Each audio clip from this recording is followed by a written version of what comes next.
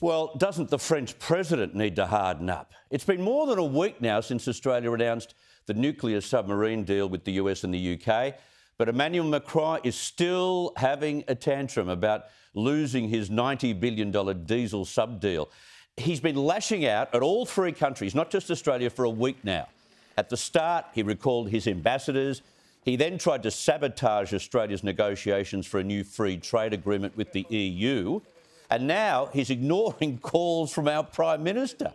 Scott Morrison has reached out to Macron to discuss the changing situation, to try and figure out a way forward, to probably say sorry, I hope not. But he was told, no, not yet, the President won't take your call.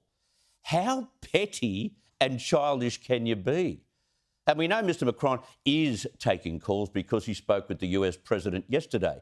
And in that conversation, Biden apologised for leaving France in the dark. The fact is, he had to be kept in the dark because if he knew what was brewing, he would have tried to scuttle the deal. I hope the PM doesn't follow Biden's suit and apologise to France. In fact, I prefer Boris Johnson's stance. He says, give us a break, and France needs to get a grip. It is such a childish decision and a childish thing to do to refuse to take people's phone calls, especially at an international diplomatic level. And today we hear the naval group, which are no longer building refitted diesel subs for us, have put their hand out for compensation. And word is they will do a deal very quickly if you give them $1 billion. What a sham. Their product would have been obsolete by the time it hit the water. And the only reason Malcolm Turnbull went diesel is because he didn't have the guts to confront any pushback against nuclear power. A fleet of nuclear submarines with likely access through a lease deal before they're completed is a far more appropriate alliance. But Emmanuel Macron has a mighty ego and we're still blacklisted. And we've still got China refusing to take our calls as well. Who's next? Who else will snub Australia? Could be New Zealand. They've already banned our new submarines in their waters. They're not happy, Jan. Malaysia too. Senior politicians there are saying Australia's subs will escalate the threats in the South China Sea. They probably won't take our calls.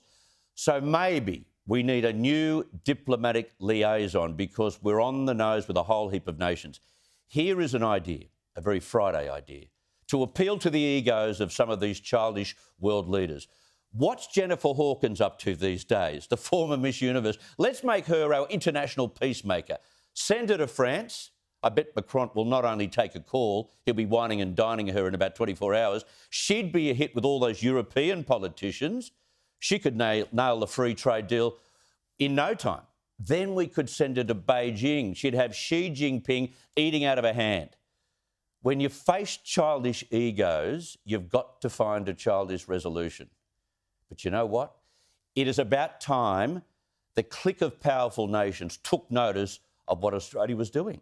We've been followers and, in some stages, also rans for so long. Sometimes, to gain a bit of respect, you've got to be prepared to ruffle a few feathers. Although I still like the idea about Jennifer Hawkins.